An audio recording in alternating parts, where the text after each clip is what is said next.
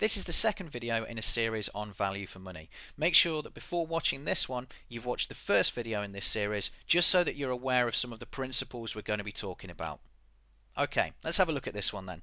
So the first thing to be aware of is that these are specifically calculator based questions and would show up in a calculator paper because you're expected to use this method. So if we look at an example, now on the previous video what we would do is we would scale up both of these jars A and B until we found a common multiple of 800 and 2500, but as you can see I've gone through a couple of multiples and we've actually got no match. Now the problem is I'm going to keep going and the numbers are going to get more and more difficult, so to do this in a non-calculator method becomes quite tedious. So let's have a look at how we solve these ones using a calculator. What we're going to do is, first of all, we're going to remember that every single time we need to calculate the cost per unit on any of these types of questions. To do that, we always divide the cost by the quantity. Let me show you what I mean. So in the first one, we know that 800 mils of syrup costs £1.60. Now I'm going to work out what exactly 1 milliliter of syrup costs, and I'm going to do the same for B, and they'll be my comparable amounts. Now to do that, I'm going to have to divide both of the sides here by 800. That's going to give me 1 milliliter, and you can see that in jar A 1 milliliter costs me 0.0020 pounds. Now that's actually less than a penny, because remember the first two decimal places are my pence, so actually this is a fraction of a penny, and 1 milliliter costs 0.0020. Let's do the same for jar B. Now you'll notice that I've converted the 2.5 litres into millilitres. In video 1 we talked about why that was important, and on this one I'm going to divide both of them by 2500. You'll notice that I'm always dividing by the quantity here.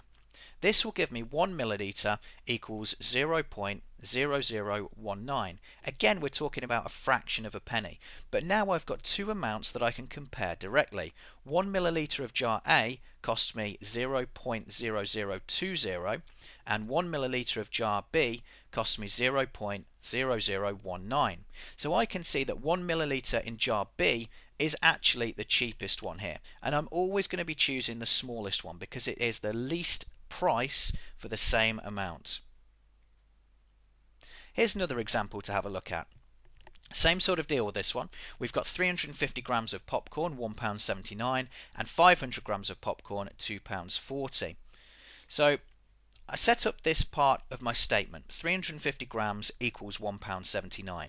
I'm going to divide both sides by the quantity, which in this case is 350, and that's going to give me 1 gram of popcorn as 0.00511 pounds. I do the same for example B. 500 grams of popcorn equals £2.40. Divide both sides by 500, and 1 gram of popcorn equals 0.0048 pounds.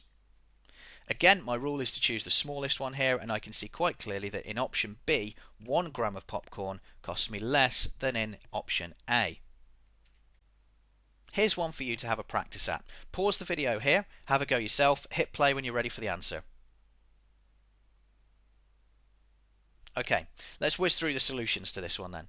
So, jar A, the first jar of honey, 1 milliliter of this costs me 0.00288, which I've rounded, and jar B, the honey costs me 1 milliliter costs me 0.00291. So I can see quite clearly from this that option A is my cheapest option, because 1 milliliter of honey in jar A costs me less than 1 milliliter of honey in jar B. Here's a second one for you to have a practice at. Pause the video here, hit play when you're ready for the solutions. Okay, so let's have a look at the solutions on this one. You'll notice that in the first one I've got 5 litres. Now previously I would always change this into millilitres, but I don't need to on this one because both of these options, bottle A and bottle B, are both talking in litres, and I only change it to make them the same, which in this case they are already the same. So I can deal with litres, and I can see that 1 litre in this one costs me £0.5, which we all know is 50 pence.